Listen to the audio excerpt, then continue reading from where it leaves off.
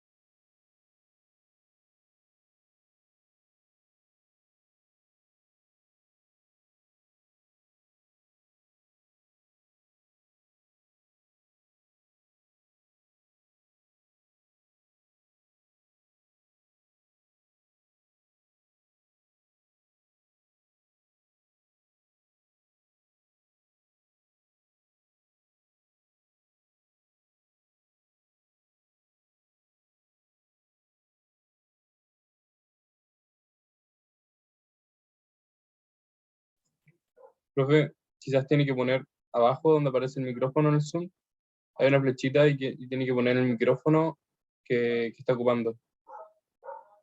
Puede que sea por eso. Si no, no sé.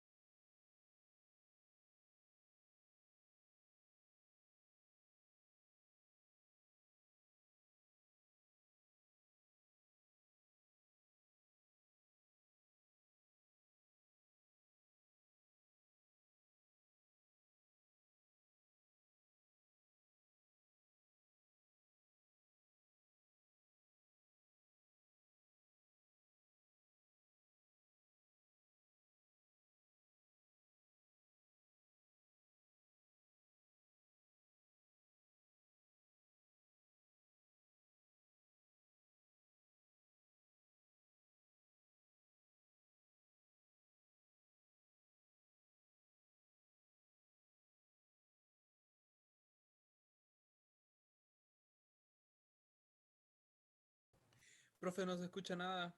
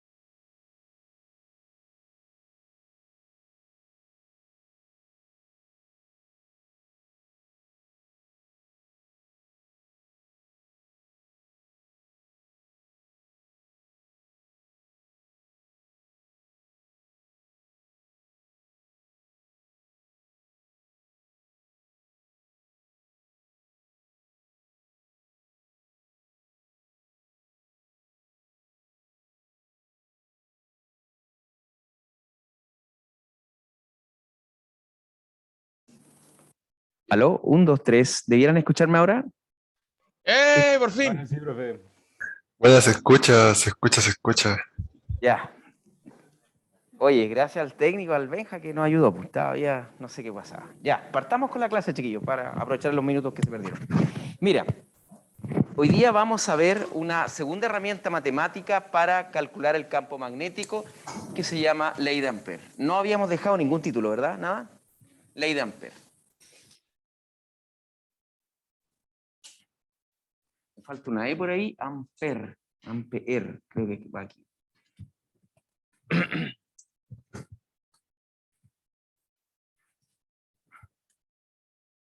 Creo que va por aquí o al final. Ley de Ampère. Miren, una pequeña intro. Esta ley establece Profe, que ¿puede compartir la pantalla que no vemos desde acá el Zoom? ya, lo Así no, hacemos. no vemos el tablero, lo vemos usted, ¿no? Exacto. Disculpen, Bueno, profe. disculpen.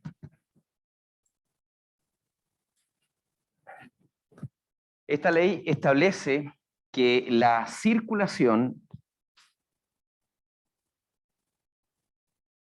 del campo magnético, anotémoslo simplemente como B, esta ley establece que la circulación de B en una trayectoria cerrada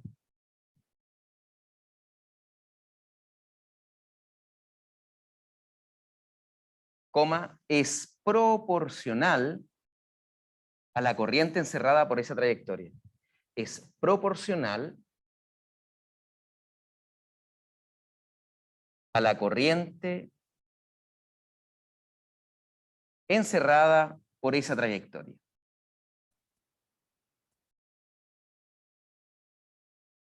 Fíjate que la trayectoria en general es matemática, ¿ya? No tiene por qué ser real. Podría ser real, podría haber un alambre real, una espira real, pero en general es matemática. Esto es muy parecido a el teorema de Gauss o la ley de Gauss. Nos dábamos una superficie de Gauss ficticia, ¿ya? Que en verdad no existía, y decíamos, bueno, la integral de superficie sobre esta superficie era igual a la carga encerrada también por una constante, dividida, en este caso, allá era dividida, aquí va a ser multiplicada. Entonces, matemáticamente la establecemos de la siguiente manera. Mira, aquí quiero hacer un poco de hincapié que en algunos textos, porque yo les hablaba de que estos textos que nosotros usamos en Chile, en general en América Latina, son textos norteamericanos. Tanto el Searle-Szymanski como el Serway son textos norteamericanos, pero nosotros compramos la edición en español, que son traducciones mexicanas. Entonces aquí tenemos un problema en esta simbología. En general, para los norteamericanos, en inglés, hablan del camino recorrido y le ponen S minúscula, que es el camino recorrido, porque esta es una integral de línea, no es de superficie. Pero nosotros empleamos la letra S en español generalmente para superficie y nos podemos equivocar. Por eso aquí yo cambio la notación, ¿ya? Cambio la notación y le pongo un DL. ¿Estamos de acuerdo? Entonces, esa trayectoria puede ser cualquiera. Yo vamos a suponer que tengo diferentes líneas incluso, no tiene por qué ser una. Líneas de corriente y uno en direcciones distintas. 3, por ejemplo, líneas de corriente. Y supón que yo establezco un lazo, así vamos a denominarle ya esa trayectoria, un lazo de Ampère que envuelve, que atrapa estas corrientes. Entonces, justamente el campo, la circulación a lo largo de esta trayectoria en rojo va a ser proporcional a las corrientes que tengo encerradas por el lazo, que en este caso particular, en la constante de proporcionalidad es la permeabilidad, lo anoto acá, la misma que usábamos en la ley de Biot y Savart. Permeabilidad del vacío. ¿Ok? Ahora bien, nosotros vamos a discutir el caso general, pero en realidad el caso general que vamos a obtener te va a servir para resolver cualquier problema con hilos infinitos, con cilindros infinitos. Es genérico. Esto es idéntico a la ley de Gauss cuando nosotros calculábamos la integral de Gauss para distribuciones esféricas y después simplemente ocupábamos el resultado. No tenía sentido cada esfera nueva tener que hacer de nuevo la integral. Entonces la vamos a hacer en clase una vez y vamos a ocupar el resultado en algunos ejercicios que vamos a hacer y que tengan ustedes como modelo para aplicar. Entonces, ¿cuál es la idea?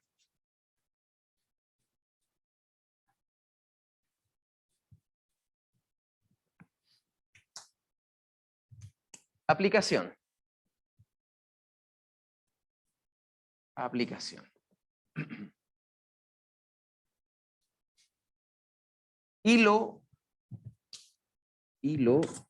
o cilindro infinito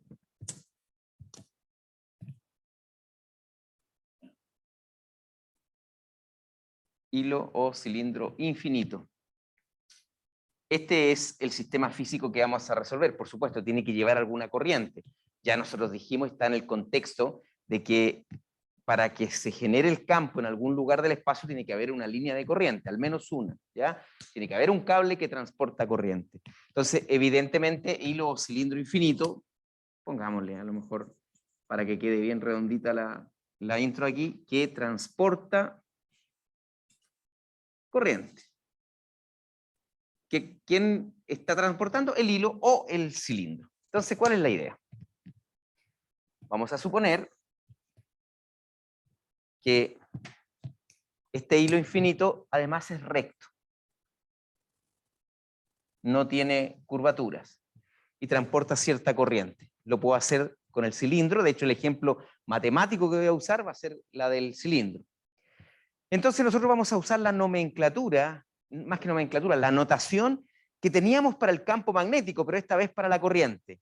Es decir, vamos a mirar a el hilo desde frente, ¿ok? Lo vamos a mirar de esa posición, entonces una vista de frente.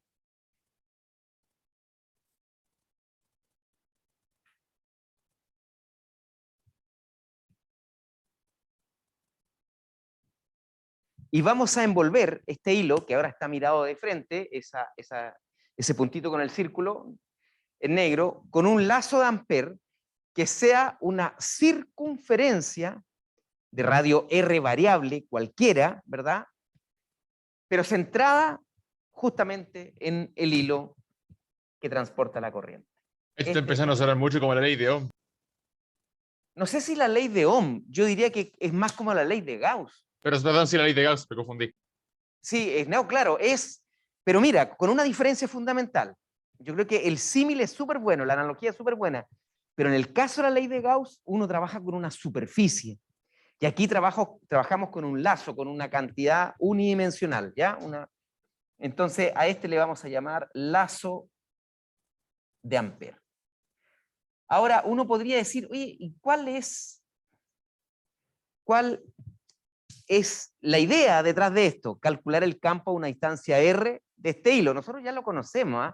Porque lo calculamos con Biot y Savart. Primero calculamos el campo generado por un hilo finito y después, ¿no es cierto?, nos fuimos al límite para el hilo infinito. Entonces, ¿cuál es la idea? Primero, voy a dibujar diferentes vectores campo magnético alrededor de ese hilo, pero justo en una posición que pertenezca al lazo de Ampère, en azul. Ahora, esto equivale a que si yo tuviese, por ejemplo, este aparato fuera un sensor de campo magnético, me voy a parar aquí y voy a medir cuántos Tesla me está marcando, ¿ya? Pero la dirección y el sentido nosotros sí tenemos que manejarla a priori. Nosotros sabemos que el campo, en cualquier punto, por ejemplo, en este mismo punto donde yo estoy dibujando aquí, para los que están en la casa, el que estoy marcando de azul, justo donde está la línea R, el campo tiene que ser primero que todo perpendicular a esa línea R, ¿verdad? Al radio. ¿Cómo sabemos eso? Simplemente por la ley de Biot y Savart, que hay un producto cruz involucrado. Entonces, sabemos que el campo, de alguna manera, está a lo largo de esta tangente. No sabemos si está para arriba o para abajo, pero eso lo da la regla a la mano derecha. ¿De qué manera? Yo pongo el pulgar en la dirección, lamento si no me ven de la casa, pero lo que estoy indicando es que pongo el pulgar a lo largo del hilo, es decir, saliendo de la pizarra, y doblo los dedos, ¿verdad?, en la única posibilidad que tengo, usando la mano derecha, ¿ya? y me queda el campo entonces doblando así. Es decir, la circulación del campo queda inmediatamente establecida de esta manera, por la regla de la mano derecha. B, en cualquier parte donde yo dibuje el vector campo, me va a quedar así. ¿Ok? Claro, porque nosotros le podemos preguntar en la prueba, en el certamen, calcule la magnitud del campo, pero además el sentido y la dirección. El campo, para que quede bien el dibujo usted en su cuaderno, siempre es tangente a la trayectoria de Ampère, y en este caso, en sentido antihorario, el sentido producto de la regla de la mano derecha. Si la corriente va hacia adentro de la pizarra, ¿verdad? Si estoy mirando desde atrás la corriente, entonces el campo está en la otra dirección. Perfecto. Y para desarrollar esta integral, voy a darme, esta vez ojalá que salga y se marque bien en el monitor, con verde para no confundir con el campo, en los mismos puntos donde dibujé el campo, voy a dibujar este vector de L. El vector de L son vectores infinitamente pequeños que de alguna manera forman el lazo de Ampère. Lo mismo de antes, había un vector área para el Gauss, que era paralelo al campo, porque en ese caso el campo era perpendicular a la superficie. Entonces aquí tengo un DL,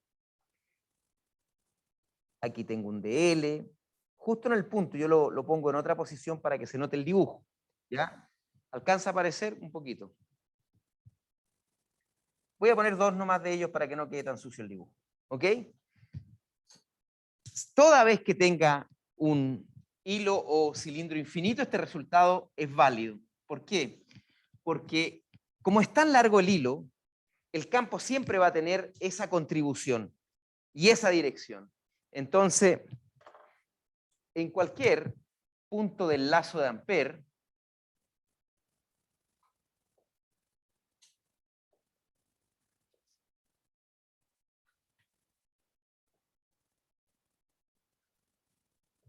DL es paralelo con el campo magnético. Y además el módulo del campo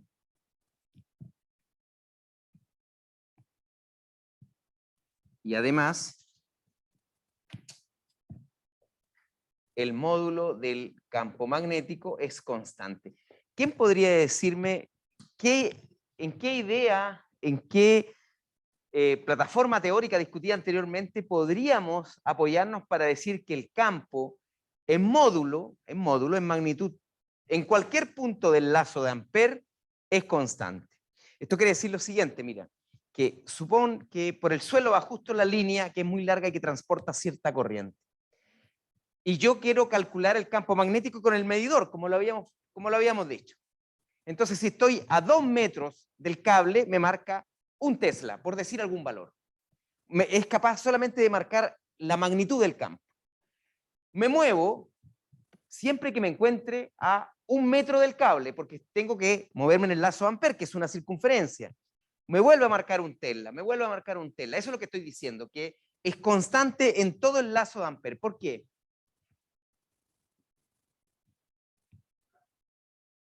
Primero, pero no estamos tomando casos de corrientes variables, así que siempre va a ser constante en nuestros ejercicios. ¿Por qué otra cosa? Más importante. Muy bien, está a la misma distancia. Estoy a la misma distancia del cable, pero este cable es infinito. Eso marca una diferencia, porque si fuese finito, dependiendo si yo estoy muy cerca de un extremo o del centro, el campo me va a cambiar en magnitud.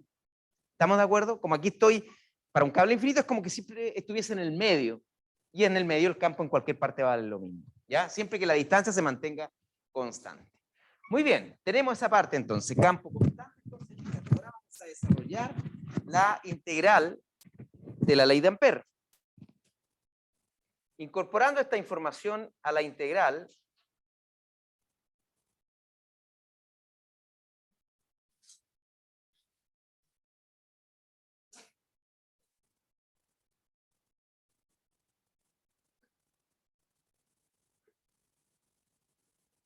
tenemos a la integral de Ampère. ¿Qué es lo que vamos a tener? La integral me decía, mire, la circulación es igual a mu sub 0 por la corriente encerrada.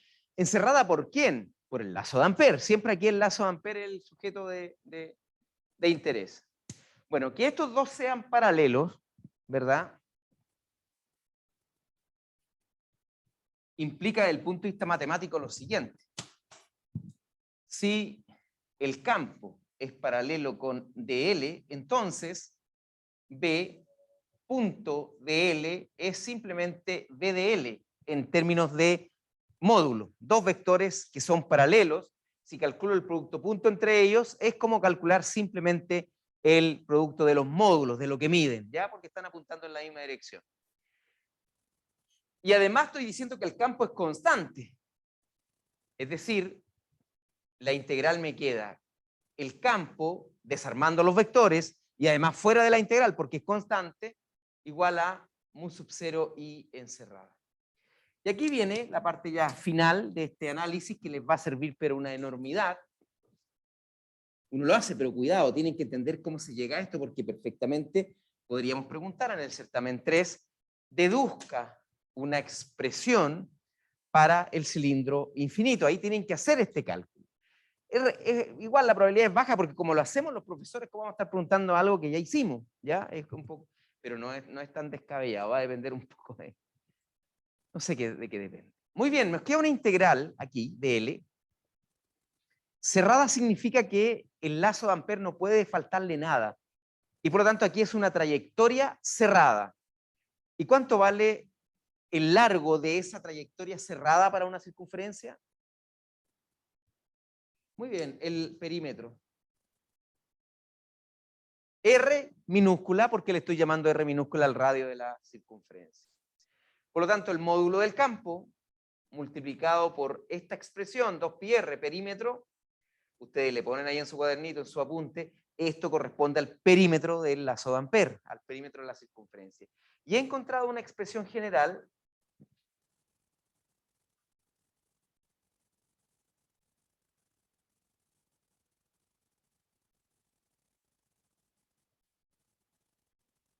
para la magnitud del campo magnético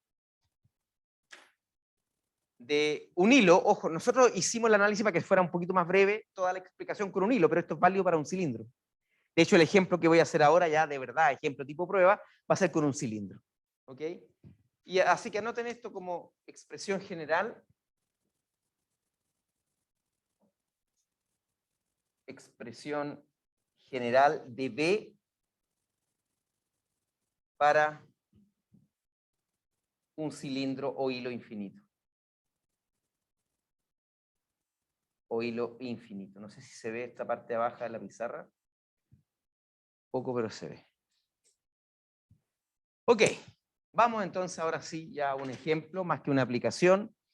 Aquí, cuidado, queda I, esto que está acá,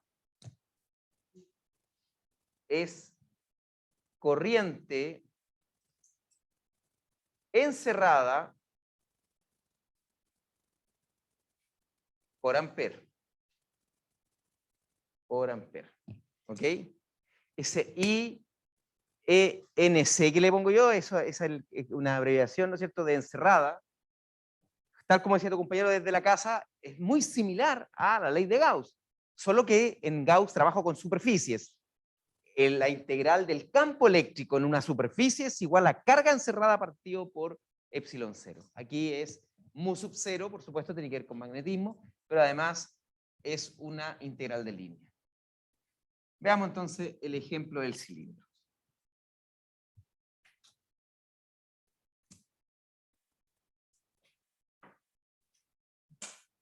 Ejemplo. Un cilindro muy largo. Estoy tratando de poner la redacción que generalmente empleamos los profes para cuando redactamos estos problemas, pero puede aparecer también como un cilindro infinito. Cualquiera de las dos posibilidades son para nosotros sinónimos, porque el término infinito en física, ya lo hemos dicho muchísimas veces, es simplemente un objeto muy largo. Un cilindro muy largo de radio R mayúscula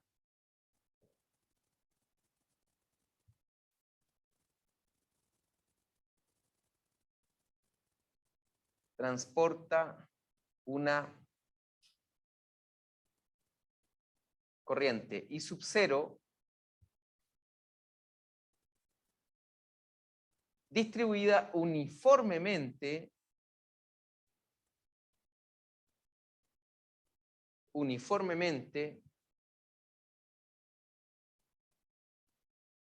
por toda la sección transversal del cilindro. Por toda la sección transversal del cilindro. Entonces, ¿qué se pide?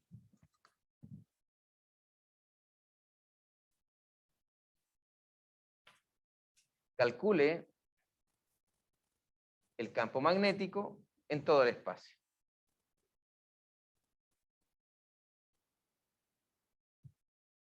Un cilindro muy largo, infinito de radio R, transporta una corriente I sub 0 distribuida uniformemente por toda la sección transversal del cilindro. Y se nos pide entonces calcular en todo el espacio. Alguien podrá decir, profe, mire, si este fuera un cable de cobre, por ejemplo, su cilindro, porque tiene que ser un conductor para que transporte corriente, entonces pensemos que es de cobre, de radio 1 centímetro, para poner números, ¿verdad? Y están pasando, por ejemplo, 5 amperes. Y usted nos enseñó en la primera parte del curso que las cargas en un conductor se van a la superficie. ¿Cómo es posible que ahora me esté diciendo que las cargas fluyen en una sección transversal, en un corte del cilindro por toda la sección, no por la superficie? ¿Cuál sería la explicación? Que en algún minuto la dimos, a ver si se acuerdan. Porque esto es un campo magnético, no un campo eléctrico, entonces es diferente. Pero las cargas son las mismas. No, esa no es la, no es la razón, digamos. Entonces, la única otra explicación que se me ocurre serían los polos, que tiene algo que ver con los polos norte y sur del Iván. No, porque mira, olvídate del magnetismo. Un cable nomás. Un cable que tiene forma cilíndrica transporta corriente. ¿Por qué tengo que pensar que la corriente está distribuida uniformemente? Bueno, la respuesta es la siguiente, si no se acuerdan. El hecho cierto de que las cargas en un conductor se van a la superficie es un conductor en equilibrio. Es decir, que le puse cargas al conductor, ellas se arreglaron, se fueron a la superficie, se quedaron quietas y no hay ninguna excitación externa para moverla. Aquí, ¿cuál sería el mecanismo para mover las cargas en el caso del cilindro? ¿Qué cosa está ocurriendo para que las cargas se muevan? Claro, están conectadas a una batería, a una diferencia de potencial. Por lo tanto, están fuera del equilibrio. Y fuera del equilibrio no corre lo que habíamos dicho antes. ¿Ya? Solamente en el equilibrio se quedan en la superficie. ¿Ok? Muy bien. Resolvamos el problema. Una vista 3D, como le llamo yo, y después ya nos ponemos serios y hacemos una vista frontal para hacer el ejercicio. Tengo un cilindro de radio R. Estoy haciendo un corte, lo corté, ¿verdad? Y por aquí está, fluye por toda esta sección transversal una corriente I0. ¿Ok? Una corriente I0. Y quiero calcular el campo, me dicen, en todo el espacio. Ahora, sería interesante a lo mejor poner por acá el dibujo de la corriente, así, y justo en la sección transversal cambiar ese vector y poner aquí el vector J. ¿Se acuerdan qué era el vector J? Que esto viene de la ley de Ohm. ¿Qué era el vector J? Densidad de corriente. Es amper por metro cuadrado. Lo vamos a usar. Muy bien. Una vista frontal.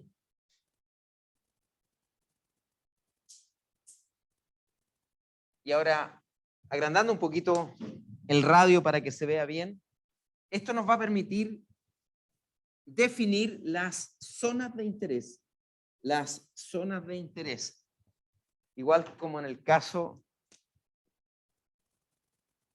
de Gauss, sí es lo mismo, muy parecido. Radio R, hay corriente que sale, ¿ya? La corriente sale, está distribuida. Yo puedo hacer diferentes líneas de corriente, así, todas saliendo. Sumadas todas me dan I sub 0. Si fuese I sub 0 5 amperes, sumadas todas estas cositas que estoy dibujando, me dan los 5 amperes. Ahora, Esto que estoy dibujando, ¿verdad? Da la idea justamente que yo quiero de que está distribuida uniformemente, porque en la tarea que le voy a dejar, antes que termine la clase, les voy a dar una densidad que no es constante, ¿ya? Esta es la situación. Todas las corrientes salen, estoy mirando de frente el cilindro de radio R. Entonces, ¿les queda claro que hay dos zonas de interés? ¿Cuáles serían? Muy bien, la zona interna al cilindro donde hay campo magnético y debo calcularlo, y la zona externa. ¿Ok? Entonces, zona 1 y zona 2. ¿Ok? Vamos a partir, solo porque es mucho más fácil y va a ser más rápido, por lo tanto, vamos a partir resolviendo el problema en la zona 2, ¿ya? Las zonas de interés 1 y 2, vamos a partir por la zona 2, porque no tengo que integrar, no tengo una proporción, no tengo nada, simplemente aplicar el resultado anterior.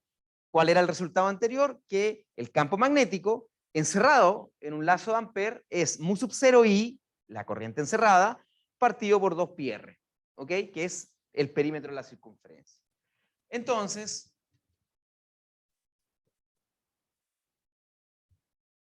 ya estamos dentro del contexto de la solución. Me olvidé de poner eso, ¿ya? Esta es la solución al ejemplo. Entonces, zona 2. Zona 2. En esta zona, el radio del lazo de Ampere tiene que ser mayor que el radio del cilindro. Y aquí podemos hacer el cilindro un pelito más pequeñito, sin hacerlo con tanto detalle de las corrientes, ya se entendió la idea. Ahí tengo el cilindro mirado de frente.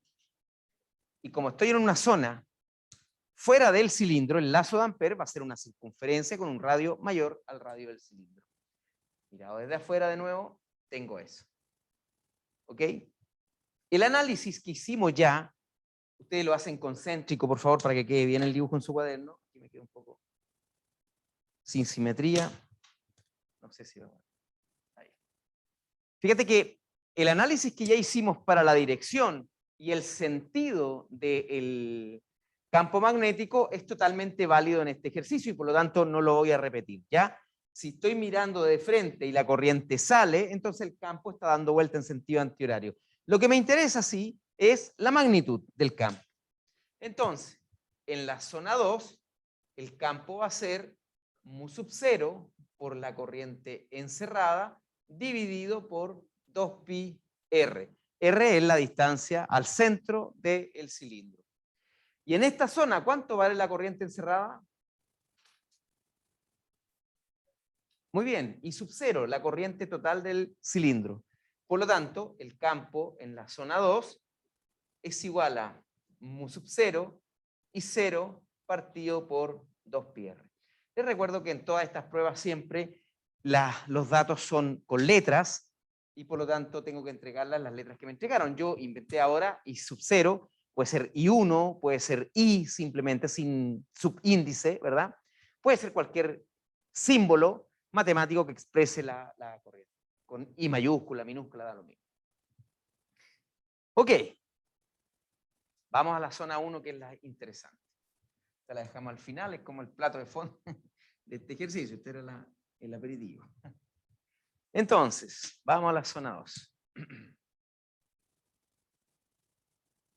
Zona 2 con un lazo de Ampere por debajo del radio del cilindro. Zona 1, perdón, zona 1. Claro, la 2 ya la usamos, estamos en la zona 1. Claro que sí. Entonces, lo mismo, dibujamos. Si ustedes quieren respetar el código de colores, respetemos también, ¿no es cierto? Voy a hacer un poquito más grande. El código de colores que teníamos, usemos el código de colores que teníamos con Gauss. La superficie gaussiana las pintábamos siempre de rojo para nuestros apuntes. Bueno, los lazos de Ampere, para no confundir con las trayectorias reales, también las voy a pintar siempre de rojo. ¿Ok? Entonces tengo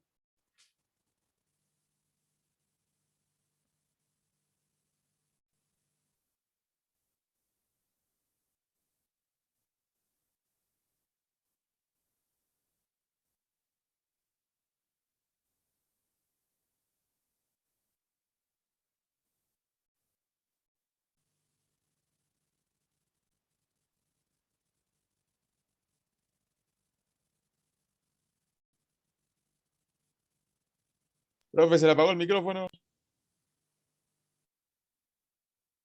Y se murió.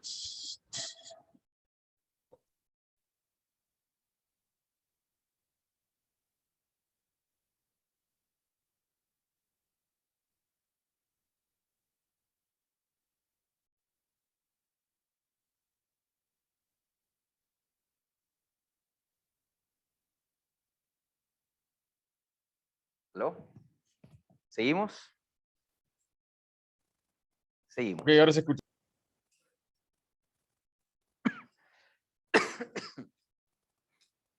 Ya, entonces, estaba diciendo recién que la expresión general siempre se me va a repetir, siempre que el cilindro o el hilo sean infinitos.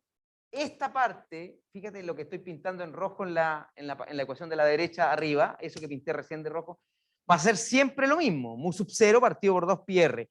¿Qué es lo único que debo fijarme? En lo único que me debo fijar es en la corriente encerrada. Esa es la que debo calcular. ¿Encerrada por quién? Por el lazo de Ampere. En este caso particular de la zona 1, tengo que preocuparme de la corriente que está encerrada por el lazo de Ampere y que acabo de pintar de rojo. Y por eso que voy a usar la densidad de corriente. Si es constante la densidad de corriente, te recuerdo que en general, la densidad de corriente es la derivada de la corriente respecto del área. Y por lo tanto la corriente, si es que la quiero calcular, es la integral de J en el área que yo estoy considerando. Pero si es constante, si J es constante, constante significa que en cualquier parte del área la corriente vale lo mismo.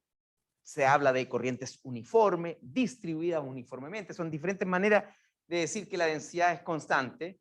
Si J es constante, entonces J se puede escribir simplemente como el cociente entre la corriente y el área, que en nuestro caso voy a emplear, ¿para qué voy a hacer una integral si en este caso la densidad es constante?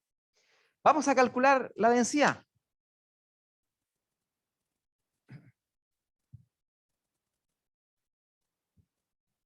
Vamos a calcular la densidad. En nuestro cilindro,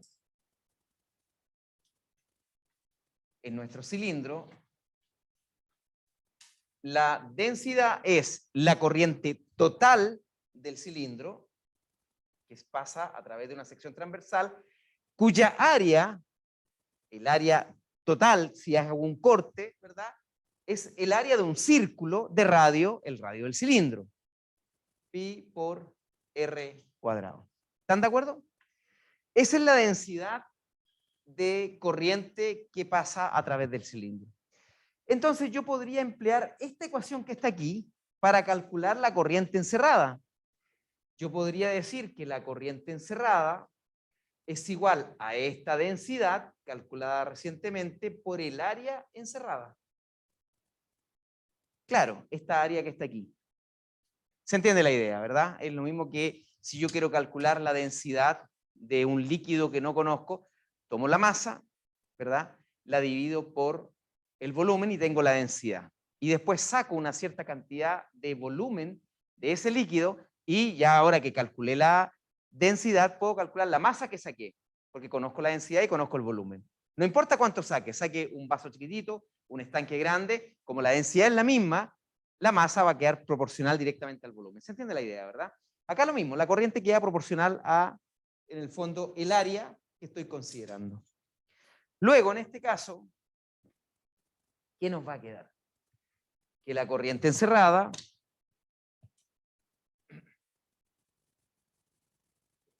va a ser igual a la densidad, que la calculé recién, y sub 0, pi r grande cuadrado, por el área encerrada. ¿Cuánto vale el área encerrada por el lazo de Ampere? Muy bien, pi por r pequeño al cuadrado. Se va entonces factor pi y me queda que la corriente encerrada es igual a I sub 0 r cuadrado partido por r mayúscula al cuadrado. Alguien me dice una vez, yo siempre que hago esta clase me dice, profe, entonces yo podría haber usado una regla de 3 simple. Cuidado, sí, esa regla de 3 simple te sirve si usas el área, pero el alumno de repente se confunde y toma la regla de 3 simple con el radio, y ahí se les va el ejercicio a la punta del cerro, porque en estricto rigor es proporcional a R cuadrado, porque en el área tengo radio cuadrado. Entonces, por eso yo prefiero que trabajen con la densidad y no con la regla de 3 simple, porque se confunden. ¿Ok? Muy bien, así que el campo en la región 1, ¿cómo me va a quedar?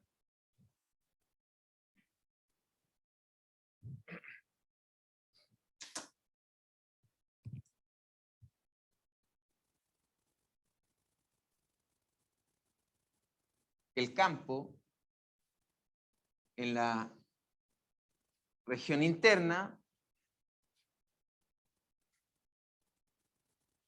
será 2 puntos B1 mu sub 0 por la corriente encerrada y sub 0 R cuadrado sobre R mayúscula cuadrado partido todo por 2πr.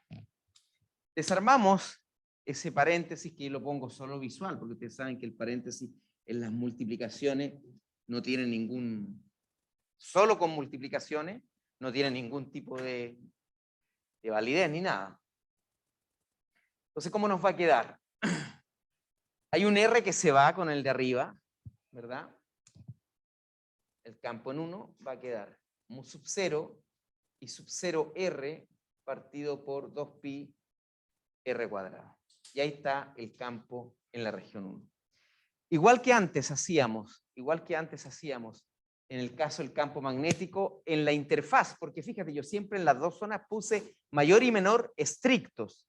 Esto es, en la zona 2, R es mayor estricto que el radio del cilindro, y en la región 1 es menor estricto. Entonces alguien podría decir, profe, ¿y qué pasa en R justo, en R mayúscula?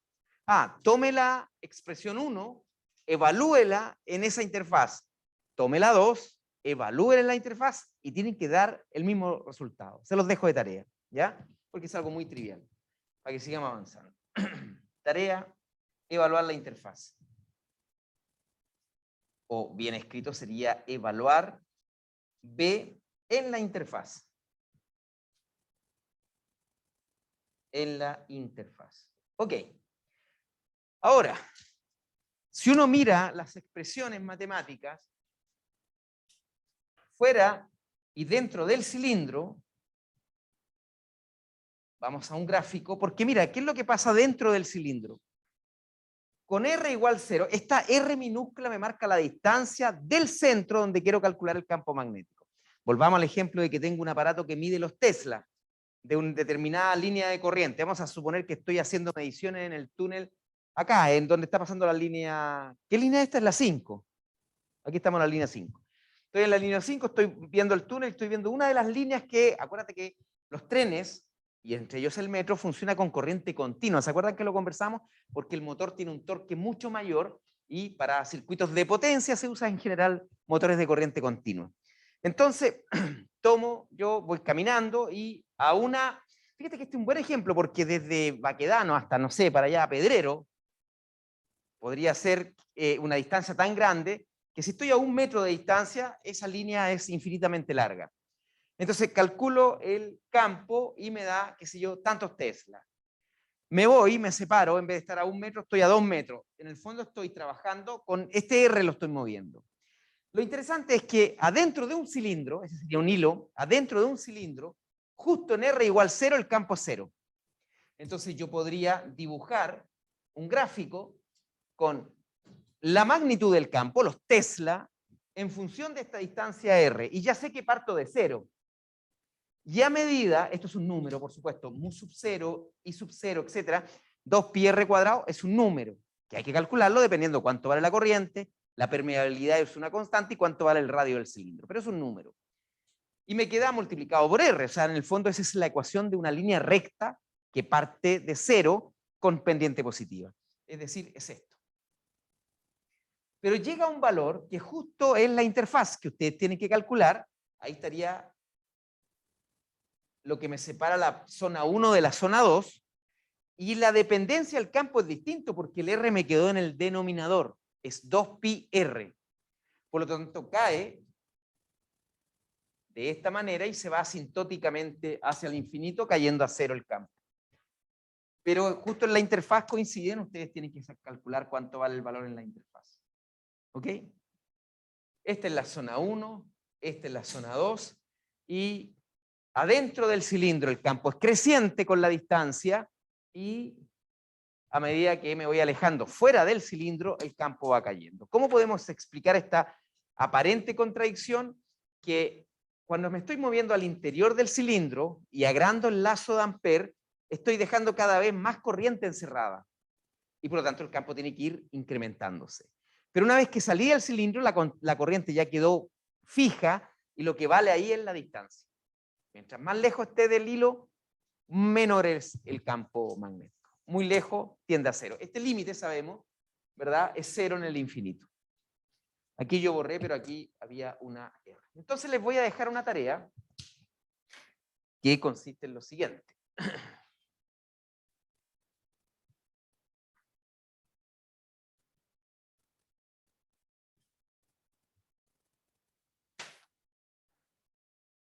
Tarea. Esta, si no la terminan, el miércoles me preguntan, la puedo ver yo en un par de minutos, pero intenten hacerla ustedes solitos y solitas, ¿ya? Para que acostumbren, ¿no es cierto?, la mente rápida, así, para hacer problemas. Porque, ¿qué es lo que ocurre, chiquillos? No, hemos detectado nosotros al revisar las pruebas, los profes con los ayudantes, pero los profesores, por la experiencia que tenemos, no es que el ayudante no sepa, siempre digo lo mismo, el ayudante es un excelente profesional a esta altura, pero con poca experiencia. Después le damos responsabilidades no muy grandes. Entonces, los profesores hemos detectado que estudian este tipo de materias solo viendo ejercicios y sus respectivas pautas, que no es malo siempre y cuando intenten hacer el ejercicio primero ustedes solas y solos. Y después, cuando ya se perdieron en el camino o lo terminaron, vayan a ver la pauta si está buena o mala. Pero cuando ya tu mente está actuando de manera automática, tratando de buscar la pauta, buscar cómo se hace para tú seguir después, eso, bueno, en una prueba sabemos que es complicado, porque si no encuentras, ¿verdad?, dónde está esa información, perdiste un tiempo valioso. Hay que intentar hacerlo solito. ¿En qué consiste el ejercicio? Repita el problema anterior. Repita el problema anterior.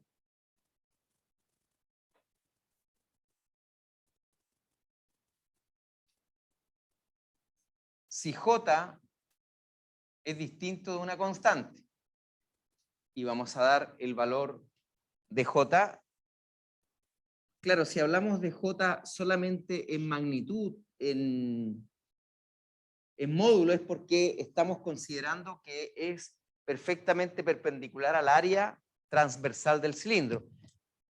Y considere, pongámosle, claro, tenemos que conectar eso de arriba con lo de abajo.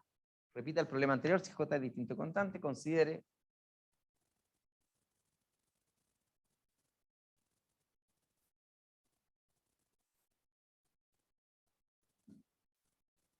con beta constante positiva.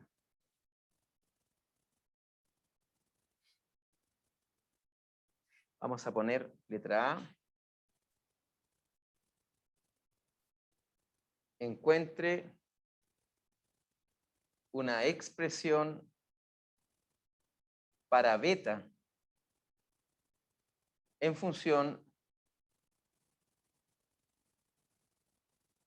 de I sub 0 y de algunas otras constantes que aparezcan. Ya eso es lo primero que quiero que hagan. Ahora J no es una constante, sino que depende de R cuadrado, donde R es la distancia hacia el centro del cilindro y beta es una constante positiva. ¿Ok? Y la parte B, lo mismo de antes, encuentre una expresión para el campo en todo el espacio. Voy a poner acá arriba.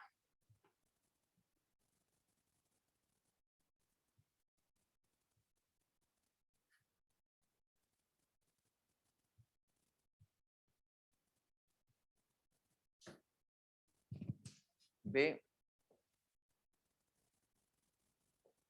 Calcule B en todo el espacio.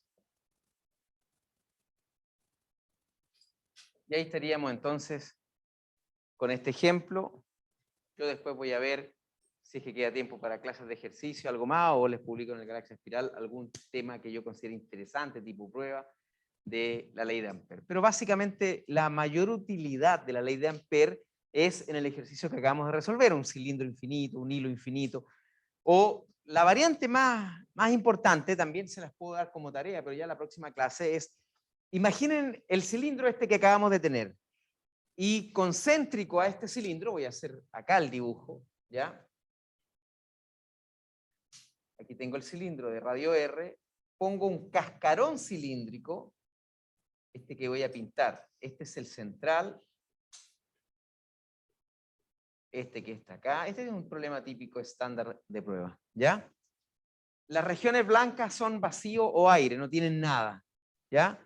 Hay que poner los radios, ese podría ser R1, este R2 y este R3, ¿ok?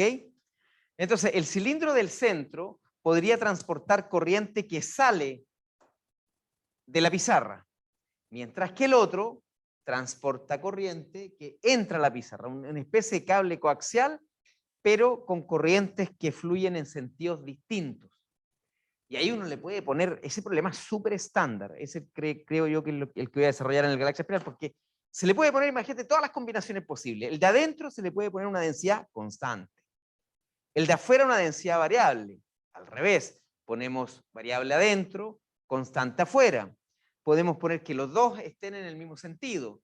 Los dos en sentido con uno en un sentido, el otro en el otro, etcétera. Podemos hacer un montón de combinaciones. Pero ¿de qué manera se hace? Se toma Ampère, se toma un lazo, ¿verdad? Y aquí las zonas de interés serían 1 al interior del primer cilindro, 2 en la zona limpia de corrientes, después 3 el cascarón y 4 fuera de todo el sistema. Ahí tengo 4 zonas de interés. Entonces uno dice, oye, esto es re parecido a lo que hacíamos con la esfera y cilindros con Gauss. Teníamos una esfera interna, teníamos un espacio vacío, teníamos un cascarón esférico y nos ponían cargas, nos molestaban un poco con distribuciones, pero la manera de hacerla era una sola. ¿En qué consistía? En dar una superficie gaussiana esférica, concéntrica siempre con las distribuciones, y empezar a calcular la carga encerrada. Y la carga encerrada, por ejemplo, en este problema, fíjate que, para que entiendan aquí, corriente encerrada sería, para que lo entiendan, o la corriente, acuérdate, la corriente encerrada va a ser igual a la integral del J, que en este caso depende de R, y le puedo poner aquí cualquier dependencia. Aquí puse un polinomio de grado 2, puede ser un polinomio de grado 1, de grado 3, de grado 5, puede ser una función seno, una función coseno, puede ser una exponencial o cualquier cosa rara, ¿ya? En general usamos polinomios, si es una prueba, porque tienen poco tiempo para calcular, pero en general puede ser cualquier función matemática integrada en el de A, pero yo le enseñé, ¿verdad?, que el elemento de área, y esto lo hemos hecho para otros cilindros, ¿verdad?, el elemento de área, al mirar el cilindro de frente, es un anillo de radio R, ¿verdad?, y este pedacito es un DR, como una wincha que está doblada, que si la corto y la estiro me queda un rectángulo flaquito. El largo del rectángulo es el perímetro de esta wincha, ¿verdad?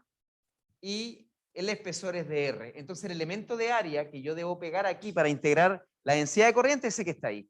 Lo hemos usado otras veces porque eso también está hecho, lo hice en clase, está hecho en el Galaxia, pero para un disco, cómo se integra un disco, que es lo mismo, porque el disco mirado, el cilindro digo, que lleva corriente, mirado de frente me deja un disco a la vista. Y estoy integrando un disco. Por eso que esto ya lo hemos hecho hartas veces, puedo dejar la tarea con cierta libertad y entiendo que debiesen hacerlo o intentar hacerlo. ¿Ok? Muy bien. Déjame ver algo que me quedó una duda y no me gustan esas dudas. No se vayan porque quiero dejar la introducción a la próxima ley para que así esté más... Total, nos quedan unos minutos. Déjame buscar algo.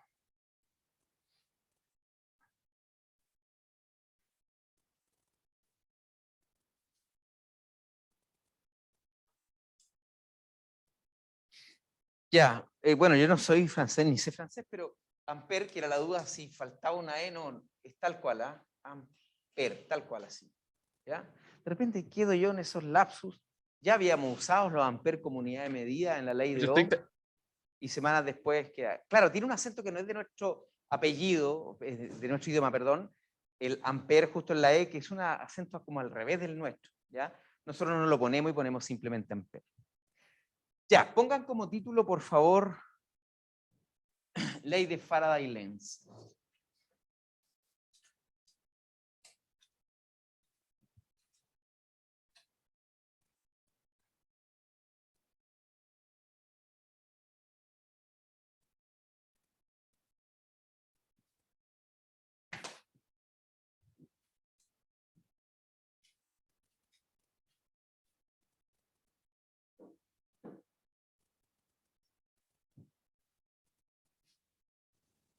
Ley de Faraday-Lenz. Entonces, una muy pequeña introducción. Hace poco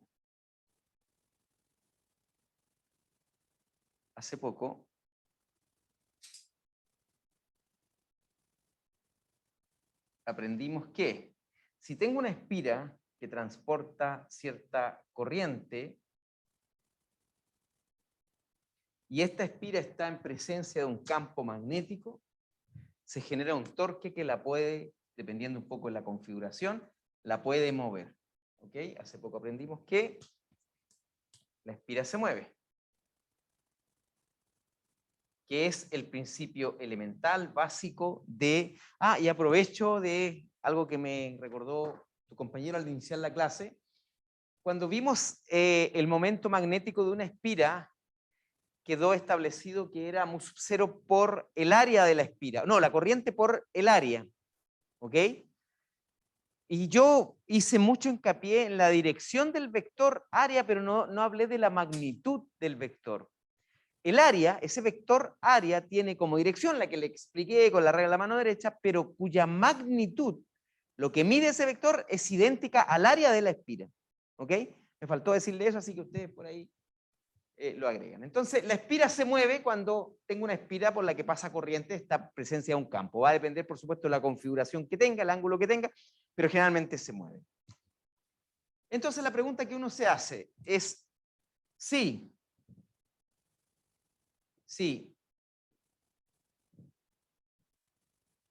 con una corriente más un campo obtengo movimiento,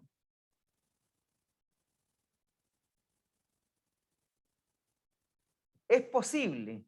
Pregunta, ¿es posible? Fíjate la secuencia lógica que estoy usando. Si corriente más campo, la corriente de la espira más campo, me permite sacar movimiento,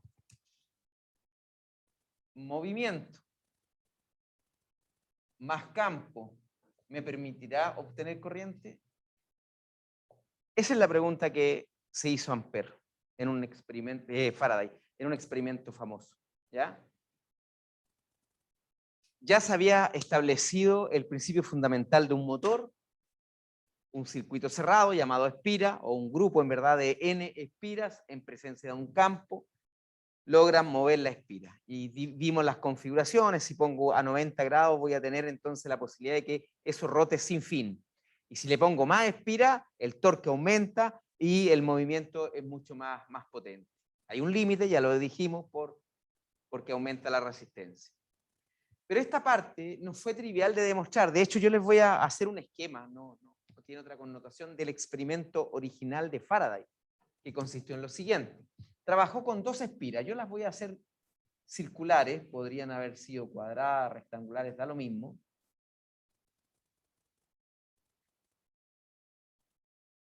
Entonces,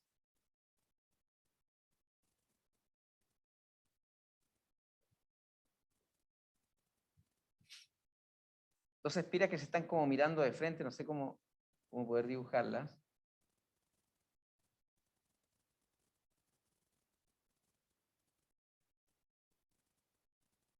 Este fue el experimento original que hizo Faraday, o una variante, pero muy similar a esto. Mira, vamos a tener una espira, la de la derecha, que le voy a llamar 1, y otra espira 2.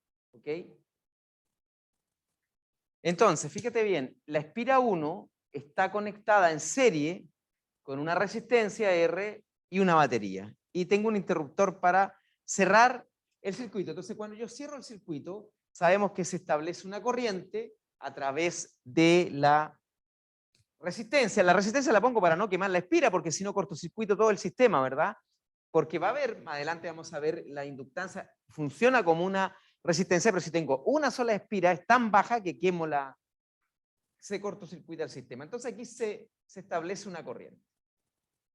Entonces, ¿qué dijo Faraday? Esa corriente que se establece en la espira número 1 me genera un campo adentro de la espira 1. Entonces, él quería contestar esta pregunta diciendo lo siguiente. El campo que genera la espira 1 se mete en la espira 2 y va a generar una corriente. Por eso que la espira 2 está conectada a un microamperímetro. O sea, el microamperímetro mide microamperes y por lo tanto corriente muy chiquitita. No le puso una resistencia en serie porque él sospechaba que la corriente que se generaba era tan pequeña que si le ponía una resistencia iba simplemente a anular la pesquisa de la corriente. ¿Ok? Pero después de muchísimo intento no marcaba nada el microamperímetro. No había cambio alguno, no se pesquisaba la corriente al otro lado en la espira número 2. Cambiaban la resistencia, cambiaban el voltaje, lo hacían más potente, acercaban la espira, la alejaban, la ponían a distintas distancias, todo bien controlado. O sea, claro, lo que no hacían era esto, mira, esto le faltaba. Cuando acercaban las espiras, desconectaban el interruptor y la ponían, por ejemplo, a 2 centímetros de separación. Conectaban la corriente y miraban, no pasaba nada. Cambiemos la distancia, alejémosla un poquito. 5 centímetros. Siempre ese cambio lo hacían desconectado y después conectaban. Bueno, después no sé cuánto duró. Los experimentos en general de investigación, no demostrativos, pueden durar meses, incluso años. Entonces él se estaba yendo ya a su casa, muy triste el pobre Faraday, y le dijo a su ayudante que no era Lenz. Lenz aportó, era otro físico que aportó una cosa muy importante de esta ley que la vamos a discutir más adelante. Le dice al ayudante, ya apaga todo, ¿sabes qué? Vámonos a nuestras casas cada uno y nos vemos mañana ya para desarmar todo esto y se terminó. Esto no funciona, lo voy a escribir y lo voy a reportar en un paper que no es posible a partir de un campo primario generar una corriente. Y el ayudante estaba desarmando el equipo y se dio cuenta, el ayudante veía más que Faraday. Entonces, cuando él desconectó el equipo, él vio un pequeño salto en el microamperímetro, muy pequeño así. Algo marcó. Entonces lo volvió a enchufar y marcó de nuevo el microamperímetro, esta vez para el otro lado. Y cada vez que enchufaba, prendía el interruptor y lo apagaba, la aguja saltaba, pero una vez que se establecía la corriente constante, volvía a ser cero. ¿Se entiende la idea, verdad? O sea, uno entiende que, por supuesto, el otro día llegó y le contó a Faraday. Y Faraday era el físico, ahí, bueno, se complementaron, el ayudante... Y nos lleva la ley, esta famosa, nos lleva el nombre del ayudante. Así que cuidado cuando hagan ayudantía de que el profesor les quite quite mérito a lo que ustedes hacen. Entonces, mira, si aquí yo tengo la corriente en el tiempo y en el tiempo, vamos a suponer que la corriente de trabajo esté aquí. Esa es la corriente, supongo que lo estoy haciendo con una ampolleta, me olvido de Faraday. Simplemente el circuito es súper simple, me ilumina una ampolleta de corriente continua. Entonces la corriente de trabajo para que se ilumine tiene que llegar ahí. Entonces, ¿qué es lo que ocurre? Prendo el interruptor de un circuito en el auto, en la casa, e inmediatamente se alcanza la corriente de trabajo y se prende la ampolleta, es casi instantáneo. Estoy prendiendo, siento el ruido y ya se prendió la luz. Pero eso es porque nuestra escala de tiempo es muy lenta para los fenómenos eléctricos. En estricto rigor, si uno lo pone en cámara muy lenta, en cámara tremendamente lenta, y con esto termino para no quitarle su hora de almuerzo, la corriente tiene que subir desde cero hasta la corriente de trabajo. Se mantiene constante y si apago, tiene que volver. Pero estos trascientes, que para mí son casi instantáneos para el ser humano en la escala de tiempo, en estricto rigor no lo es. Y esto fue lo que detectó el ayudante, que cuando estaba en el trasciente de cero a corriente máxima y de máxima a cero, la aguja saltaba. La segunda parte va a ser el episodio 2 de esta serie. Faraday, temporada 1, y lo vemos en la próxima clase. No se vayan, rápidamente vamos a pasar la lista. Los demás en la casa, ahora me desconecto. Que tengan buena tarde, chiquillos. Nos vemos el miércoles. Chao, chao. Nos vemos, profe. Que tenga buen día. Chao, profe, cuídense, hasta luego.